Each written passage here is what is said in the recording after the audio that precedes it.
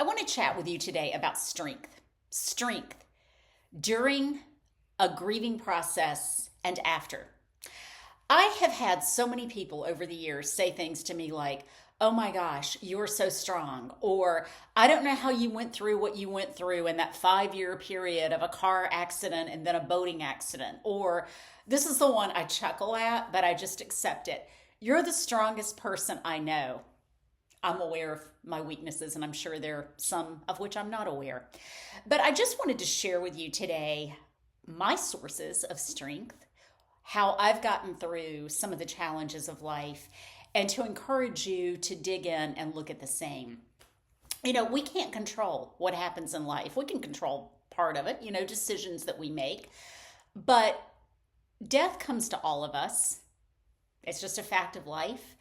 Life is constant change, and we either need to step into the flow or we resist it.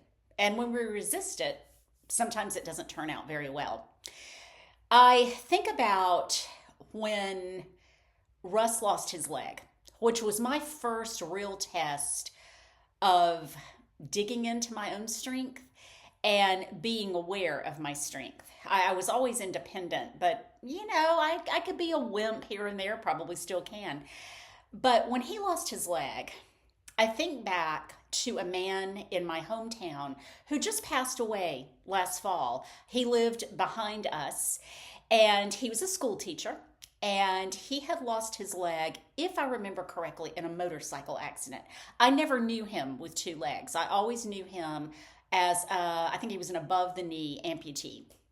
And I had the opportunity several summers when I was in high school, when I was in college, to just hang out at their house. They had this lovely in-ground pool. He gave swimming lessons in the summer to children in the area, and he was a musician. And I would see the way he and his wife flirted with each other, played with each other, and just the joy in his life. And I used to think, wow, he only has one leg. And he's so happy, and they seem to have a great marriage and family life. And I am so grateful I had that opportunity to be around them, because that was one of my examples I looked to when Russ lost his leg. When Russ lost his leg. And I can tell you this, I'm going to go ahead and say it. Men with one leg, is that the right? Men who only have one leg are just as sexy, and even not maybe sexier than men with two legs. There, I said it. So I hope you don't look at me in a weird way or think, "Oh, I can't believe she said that." So that was an example. And yes, I was talking about my husband, not the other man. That's an example that I dug into when we were going through that journey. Years later, 4 years later, when I lost my husband and I became a widow, a widowed mom of two little boys, I thought a lot about my cousin Linda. My cousin Linda just turned 82 years young. I love her so much. She is the person I dedicated my Lenten devotional book to last year. Linda was dealt a hand that, was challenging. She lost her husband in a motorcycle accident with four children under the age of 5 and one with severe special needs. I had the opportunity to spend a lot of time in her home, especially when I was in college. And I watched how she joyfully parented, took her kids to church every Sunday, had them in activities. Their house was a home of joy. Now, I know they had their issues too. We all do. But she was such an example for me, not even knowing that I was going to walk a similar path years later. I always think about my dad. My dad truly was my rock, the most resilient person that I ever knew, the strongest person to have endured almost 4 years as a prisoner of war. And then I thought about Russ. After I lost Russ, I thought about what he had to go through mentally, especially going from being this award-winning athlete to becoming an above-the-knee amputee who continued to win awards in athletics. What an example. What an example for me to carry on in a spirit of strength. I'm not saying I didn't have my weak days. I'm not saying I still don't. But my point is, when you're going through a grief journey, a loss, look to examples in your life whether it's in your family, whether it's a friend. Go back as far as you can. You may even find a little, maybe synchronicity is not the right word, but where someone in a very similar situation was in your life years ago, and you start thinking about it, and you're like, wow, yeah, I can look to that example. So, looking to examples in our lives who have demonstrated great strength in times of adversity. The second thing for me, of course, and this is above everything, is my Christian faith. If I did not have that, I don't even think life would be worth living. I mean, I just don't.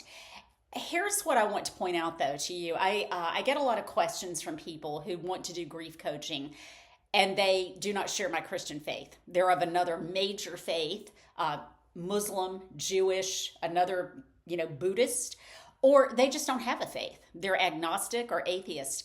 I can still work with those people. Grief is grief. Loss is loss. But when I am with people who share my faith, and especially if they're pretty open about it and talk about it, there is a beautiful thing that happens when you're able to bring into the conversation your beliefs and your hopes that hinge on our Christian faith and what we hope for and believe in after this life. But I will say, I do love learning about what other people think who don't share my faith. I just hold space for them because, again, loss is loss, and I respect that. I respect where they are, how they worship or choose not to. So I guess a few points in this message today.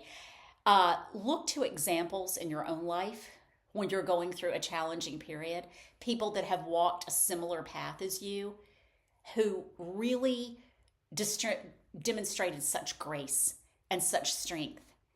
And then look at your faith. Look at your faith, whether you're Christian, whether you're Jewish, whether you're Muslim, whether you're Buddhist. It could be a number of things. Or maybe you don't. What do you tap into? If you don't have a faith, what is it that you tap into? Those are the two things. And then the third thing I, again, want to reiterate.